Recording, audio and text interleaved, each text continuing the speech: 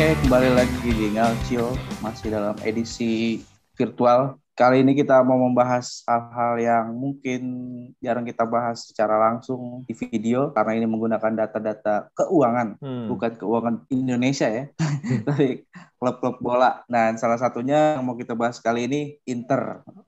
Nah, karena kemarin kan banyak yang bahas tuh, katanya Inter termasuk yang cukup terdampak setelah pandemi ya. Kan si Suning katanya mau ngejual Iya, isinya gitu. bagian sahamnya. Ada apa dengan keuangan Inter? Kali ini kita mau bahas nih. Udah ada beberapa angka-angka, mungkin kalian lihat di layar kaca. Asik. Ya, ini Kita data, mau jelasin satu-satu Mas Adit ya. iya, ini data diambil dari akun apa yang udah disusun maksudnya sama akun Swiss Ramble ya. Sebenarnya ini juga gue sempat bandingin sama laporan keuangan Inter yang ada di website, angkanya sama, cuma ya ini emang ditampilin lebih ringkas aja gitu, jadi lebih gampang untuk dipresentasiin. Dan ini cut off per Juni ya Mas ya? Iya, Di note-nya. ini Cut off per Juni 2020. Juni 2020, jadi mungkin ini udah apa ya? Ini sekarang kan udah Februari. Ini udah mau akhir tahun 2021 tahun bukunya gitu.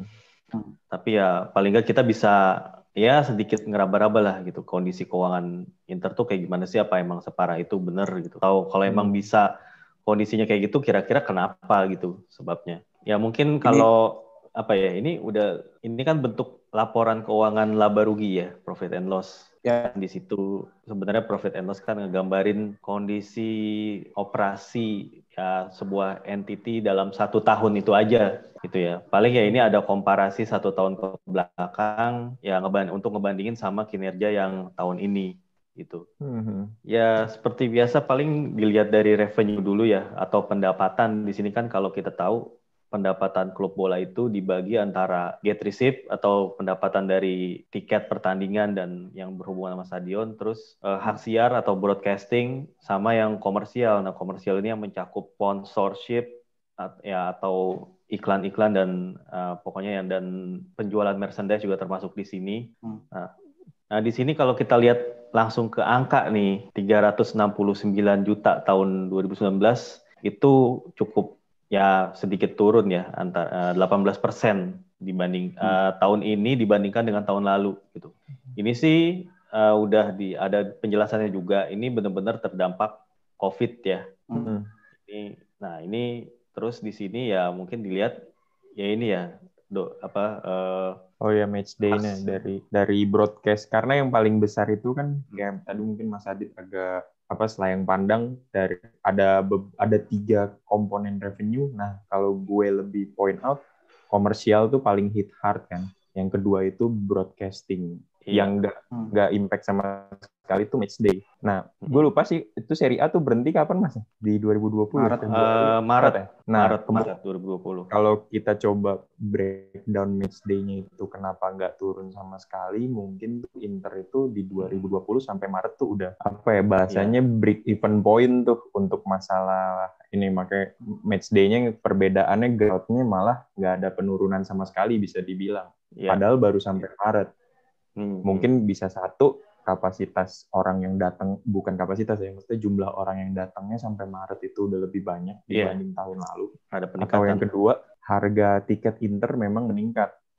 Nah, yang aneh kedua ini broadcasting tuh turun. Sebelumnya gue mikir aneh karena kok sampai 2020 akhir malah turun, karena kan semua ditayangin via online gitu, via beIN gitu atau yang lain. Tapi karena cut off-nya per Juni 2020 sangat masuk akal, karena berarti kan dari Maret tuh udah nggak ada broadcasting kan.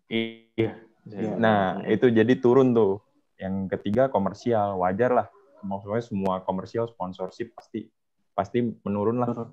Terus juga misalnya kayak sponsorship itu ada suatu agenda keluar negeri atau apa, itu di hold selama pandemi. Nah, itu mungkin bisa impact. Itu yang paling gede sih. Makanya figur Inter ini gue udah baca sebelumnya, itu revenue yang paling parah menurut gue. Dari seluruh figur profit and loss ialah tergenerate dari payahnya revenue yang dimana karena COVID. Bisa dimengerti. Kalau lihat kalau di expense dia itu malah ada cutting cost tuh. wajar juga nggak ada expense karena di Maret dia tuh berhenti kan. Iya. Expense apa yang berjalan itu? Kita belum bicara gaji ya, gaji itu ada di bawah. Nanti mungkin kita baca, bukan gaji apa, amortisasi yang lain Iya. gitu. Ini Inter bisa cutting cost sih menurut gua tuh. Dan expense yang lain biasanya berjalan 12 bulan, tapi sekarang kan cuma sampai Maret. Itu sangat wajar sih, malah ada peningkat kemajuan dari cutting cost. Itu dari gue. Ya, dan kalau dilihat di EBITDA-nya juga sebenarnya masih positif ya sebenarnya, walaupun Masih turun. Ya. Turun lumayan drastis. Revenue-nya karena revenue-nya itu 60 revenue tuh. Tapi tenang para Interisti, ini tuh wajar nih. Semua tim begitu. Swiss Ramble ngejabarin bahwa Roma, Milan, Juve semua ngalamin lah sedunia. Kalau kita ngeliat profit and loss ini. Dan kalau yang gue lihat sih, semakin besar klub malah semakin gede dampaknya. Semakin gede dampaknya. Masalahnya kalau Roma, klub nggak gede-gede amat, tapi peringkat 2, peringkat 3 dalam segi kerugian anjir. Iya. Gimana mau balik modal itu gue bingung. Ya mungkin kalau dibandingin sama klub Serie A lain ya kondisinya mungkin nggak jauh beda ya, karena emang terdampak gitu. Ini contohnya ngomongin wages aja atau gaji lah. Gitu. Inter ini nomor 2 di bawah Juve yang tentunya gara-gara gaji Ronaldo sendiri aja ini bisa ngegaji satu klub apa nih. Waktu itu nih Empoli, Frosinone itu bisa gaji itu 30-30-an juta lah. Ini data tahun lalu nih sebenarnya ya, yang masih ada Frosinone, Empoli. Ya tapi ya di sini Inter nomor 2, terus di bawahnya Milan dan Roma gitu. Jadi emang biaya gajinya emang gede sih, karena buntut dari ngebeli pemain-pemain bintang, otomatis kan pasti biaya gajinya lebih mahal ya. Sangat wajar sih. Sama Conte sendiri gaji paling gede kan di Serie A. Iya, 12 juta. Iya, Conte. Benar. Ya, maksudnya ya kalau dilihat dari expense ini yang ngebentuk ya, ini yang angka-angka yang ngebentuk loss-nya Inter tadi gitu menurut gue, yang sebenarnya cukup gede sih ya di sini ya. Balik lagi ke data yang tadi. Kalau dilihat dari nih loss itu, ini kan semuanya itu dari tahun 2019 juga rugi, dan sekarang 2020 ruginya itu meningkat gitu ya. Ini 100%. di atas 100%. Di atas 100%. Ini menurut tuh cukup mengkhawatirkan nggak nih, Dok? Kalau gue lebih point out ke ini sih, Mas. Kita kan tadi bicara di atas EBITDA. EBITDA itu pendapatan sebelum ada amortisasi sama depresiasi dan interest atau bunga. Earning before interest, tax, depreciation, amortization. Amortization itu mungkin dulu pernah kan dibahas kan sama Ngalsio tuh, bahwa amortisasi pemain ialah dari kontrak misalnya 5 tahun nanti seperti didepreciate, dicicil selama 5 tahun tersebut. Nah, player amortization ini besar sekali, gue yakin dari Lukaku ya nggak sih? Iya, bisa jadi. Dari Lukaku. Nah, itu peningkatannya bisa 32 tuh, 32 sendiri. 32. Nah, itu malah makin bikin operating loss-nya si Inter ini makin kacau. Terus, gue juga baru belajar, di atasnya itu ada exceptional item, itu ialah item-item yang item-item yang nggak biasanya ada di laporan keuangan secara umumnya Inter gitu. Unusual event lah. Contohnya ini ialah Spalletti nih, harus membayar Spalletti. Nah, kayak gitu-gitu juga Inter lumayan get rid of this lah. Maksudnya ada bayar Spalletti, gue nggak tahu di tahun lalunya bayar apa. Nah, pokoknya pengeluaran yang nggak terjadi di tahun-tahun, pokoknya yang di tahun-tahun yang normal lah, maksudnya gitu ya, di kondisi normal gitu. Kondisi normal. Nah, makanya kalau yang mau ganti pelatih itu harus mikirin dia juga, karena ya pasti, apalagi Spalletti cuman bentar kan, terus langsung di-cut. Nah, itu tuh ada banyak sih, ini mungkin exceptional item bisa jadi kalau misalnya terminate kontraknya pemain-pemain, gue nggak tahu sih. Nah, itulah mengapa secara overall loss-nya Inter itu naik 112% after tax. Before tax 140. Menurut gue sangat wajar dan sangat di-generate oleh revenue sih. ya sangat dipengaruhi oleh anjloknya revenue gitu. Anjloknya revenue. Jadi sebenarnya kalau secara operasional sendiri, ya mereka udah ngelakuin upaya-upaya untuk kayak tadi cutting cost atau nurunin biaya kayak gitu. Mereka udah ngelakuin ya. Walaupun ada kenaikan di amortisasi karena ngebeli Lukaku salah satunya. Tapi kan kalau dipikir jangka panjangnya juga, kalau misalnya dia beli penyerang kayak Lukaku yang istilahnya guarantee goal nih gitu. Atau ya lebih lebih mendekatkan kepada kemenangan gitu, dan akhirnya peringkatnya juga pengaruh ya secara jangka panjang, ya itu juga ya bagus juga karena ya finish peringkat makin atas itu kan masuk ke zona Liga Champions, dan itu makin banyak lagi income yang tergenerate dari situ. Sama itu kali Mas, di awal tahun kemarin kan, maksudnya di akhir musim 2019-2020 kan Inter di Europa League termasuk cukup jauh tuh melajunya. Iya. Tapi Europa League itu setahu gue prize money atau uang tampilnya itu kalau nggak salah cuman 20-an juta euro lah. Itu dari awal sampai akhir. Bandingin sama kalau di UCL dapat 50 baru di penyisian grup doang. Tapi Inter kan dari UCL juga ya, dia maksudnya dia nggak lolos ke grup UCL terus dia langsung ke final UEL gitu kan. Itu hadiahnya itu sih. Iya, sialnya dari corona sih menurut gue. Kalau gue bisnis gue bisnismennya Inter nih. Gue beli Lukaku, ya jelas untuk jangka panjang. Tapi ini kena cut off di Juni, maksudnya kena potong di Juni 2020. Lukakunya jalan terus, amortisasinya. Revenue kita berhenti di Maret, ibaratnya kayak gitulah. Nah, lagi sial aja, maksudnya baca kayak gini. Tapi finance orang finance-nya itu mesti berpikir panjang juga sih. Ya corona kan masih belum jelas juga. Revenue-nya nanti salah satu keran revenue-nya akan tertutup kan dari penonton yang Nah, itu emang tetap harus dipikirkan gitu. Sama nggak Inter doang semuanya. Iya, kalau bahas nilai revenue-nya kan mungkin Suning kan termasuk yang mempromosikan Inter ke Asia gitu ya. Dan sejak pandemi tanpa adanya tur-tur pramusim gitu kan, otomatis kan pendapatan dari situ loss semua tuh. Ya mungkin kalau pendapatan dari tur kayak gitu mungkin nggak terlalu signifikan, ngaruhnya paling cuma dapatnya 2-3 juta euro satu sekali tur kayak gitu ya. Tapi kan lumayan buat di merchandise Mas. Iya, ngaruhnya itu ke branding sih, lebih ke brandingnya. Iya, brandingnya.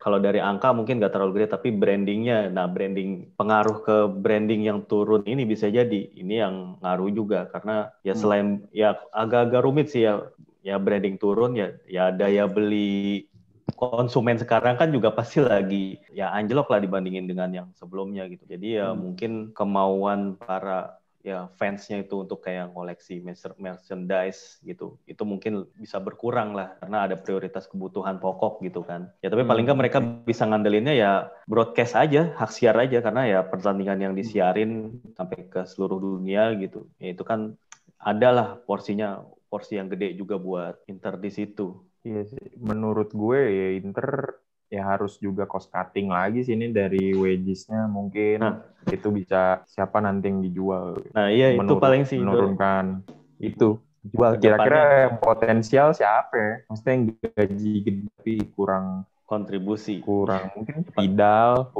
kayak gaji gede. Ya paling Vidal, Eriksen yang kayak gitu masih di review lagi tuh ya. Kan kalau dari berita yang beredar terutama di Financial Times tadi kan gue sempat baca itu emang ada berita ya, emang ownernya Inter sendiri emang dia nyari kayak dana segar kurang lebih 200 juta US dollar gitu kan, untuk nggak tahu ya apakah tujuannya untuk paling nggak nutup cost sampai akhir musim ini atau gimana. Dan mereka juga lagi nyari potensial buyer gitu, entah untuk beli saham minoritas atau malah langsung nih akuisisi gitu. Tapi kan untuk ngelakuin akuisisi itu tentunya prosesnya panjang ya Do ya, kayak ada apa aja sih, due diligence lah gitu kan.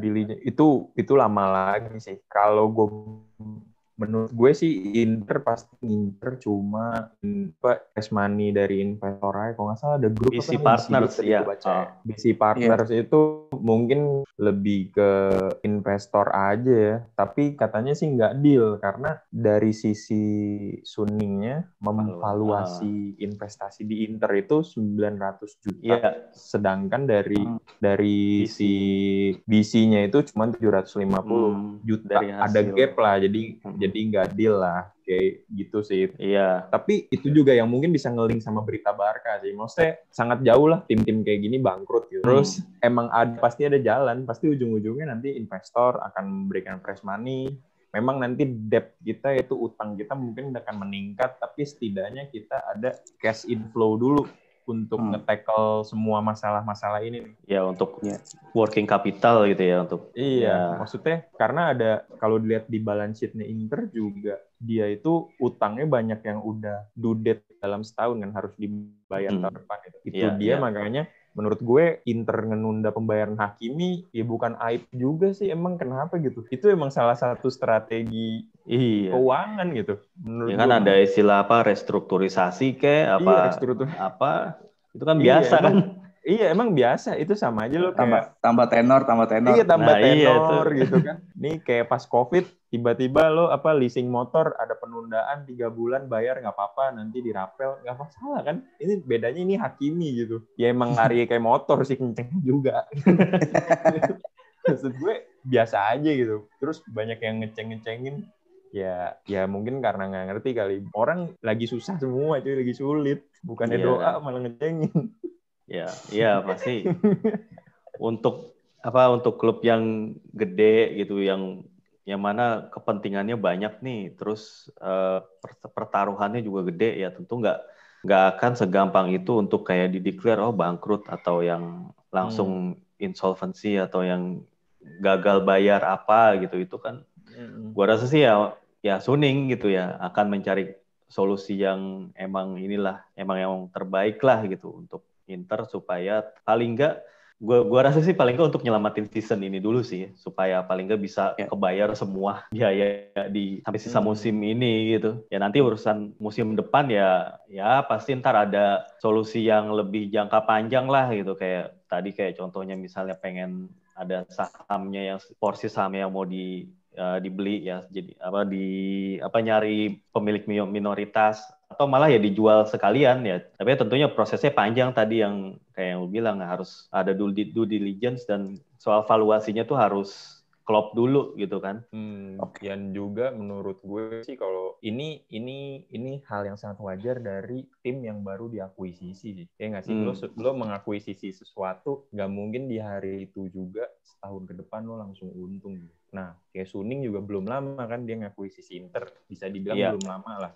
Terus ada corona, ya sangat wajar dengan figur seperti ini. Lo jangan bandingin sama Juve, dia udah well settle, kena corona, ya dia udah kuda-kudanya udah kuat. Ini sama aja kayak Roma gitu. Roma baru diakuisisi malah pas corona gitu. Itu sangat wajar menurut gue, laporan keuangan hancur. Makanya makanya kayak mungkin Inter udah berapa tahun lah. Kalau Roma tuh kayak lu jangan muluk-muluk beli siapa-siapa lah, benerin laporan keuangan dulu. Kalau dari view gue yang ngebaca laporan keuangan ya. Itu sih.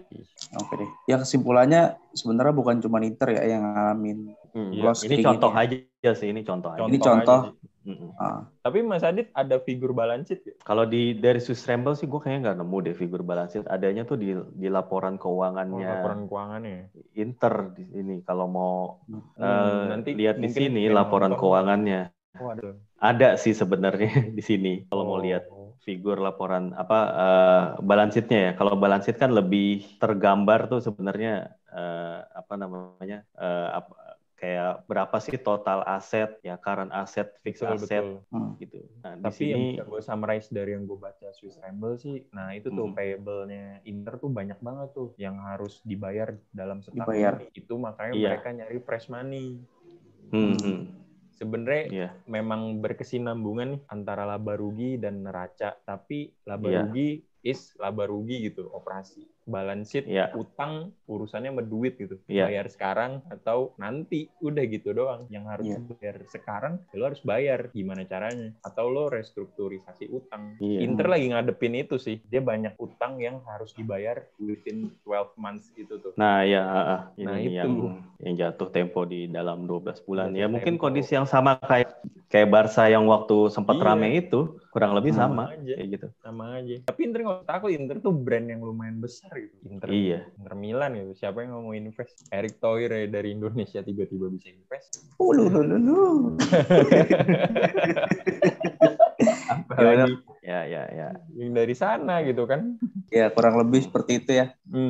Ya pastinya sih Suning selaku pemegang saham mayoritas lagi nyari cara nih buat nutupin kerugian-kerugian atau pembayaran jatuh tempo yang dekat kayak gini ya. Iya. Yang penting misalnya Inter punya pemilik baru, ya kan biasanya ya pemilik baru tuh harus ngeberesin utang-utang ya dari yang sebelumnya gitu. Iya. Ya paling ya gue ngelihat utang utangnya sih emang lumayan gede sih emang nih di sini yang perlu diberesin ya. Ada utang ke bank, kalau terus utang ya yang kayak gini-gini nih, utang trade, utang kepada shareholder.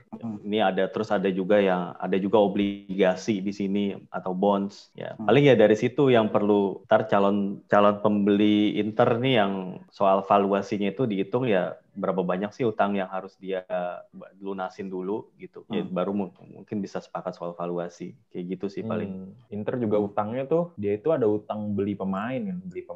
Nah, tapi dia juga ada piutang menjual pemain. Tapi secara net masih utang sih kalau gue baca. Nah, itu dia mungkin kenapa Hakimi ada di delay kayak gitu. Itu kebijakan finansial lah, maksudnya bukan aib, keterlaluan sih kalau yang anggap itu aib. Gue bilang nih, itu terserah dia kali. Kalau mutually agreed, kenapa lo yang ribut gitu? Benar. Tapi kalau mau tukar Bruno Perez sih boleh juga sih Hakimi. Roma. Yang lunasin kayak kemarin bisa tukeran tuh Spinazzola sama siapa tuh tukeran kemarin? Karsdorp plus 15 juta. Hakimi plus 15 juta sama dengan Karsdorp. Ini kayak gitu sih. Itu dari input gue dari berita yang rame-rame ini. Saya be aja lah, maksudnya tenang aja lah fans Inter, nggak usah takut. Ya buat fans lain juga mungkin coba dilihat kondisi keuangan timnya, terus dibandingin sama Inter ini paling kurang lebih sama sih menurut gue. Justru Roma lebih parah menurut gue.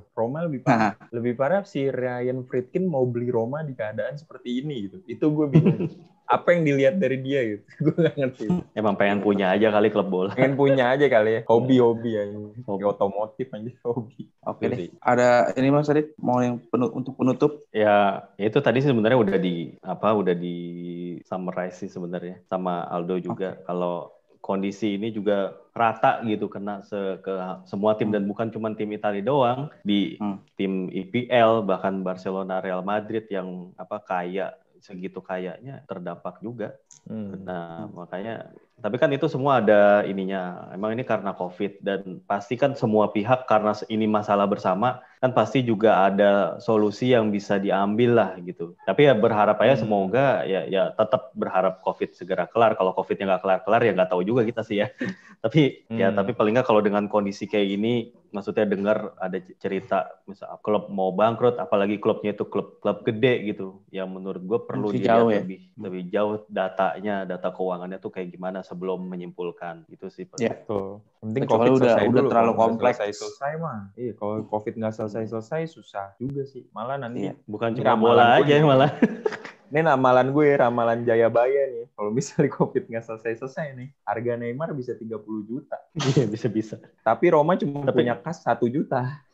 Sama aja intinya. Nggak ada yang bisa beli juga. Tetap. Gitulah. Ya udah. Mungkin cukup sampai di sini aja untuk sesi pembahasan finansial Inter. Kita nanti kalau misalnya udah ada yang keluar laporan-laporan klub lain bakal kita bahas juga ya. Ya, bisa. Milan belum keluar ya? Udah sih sebenarnya. Seru sih. Udah. Okay. Ya, sementara Inter dulu. Ya kita sih tetap yang yakin lain ini. Ya tetap yakin untuk brand sebesar Inter buat ngadepin masalah-masalah kayak gini pasti ada banyak rencana ya. Betul. Oke deh. cukup sampai di sini aja kali. Oke. Terima kasih Mas Adit, terima kasih Aldo, dan terima kasih yang udah nonton. Ciao. Ciao.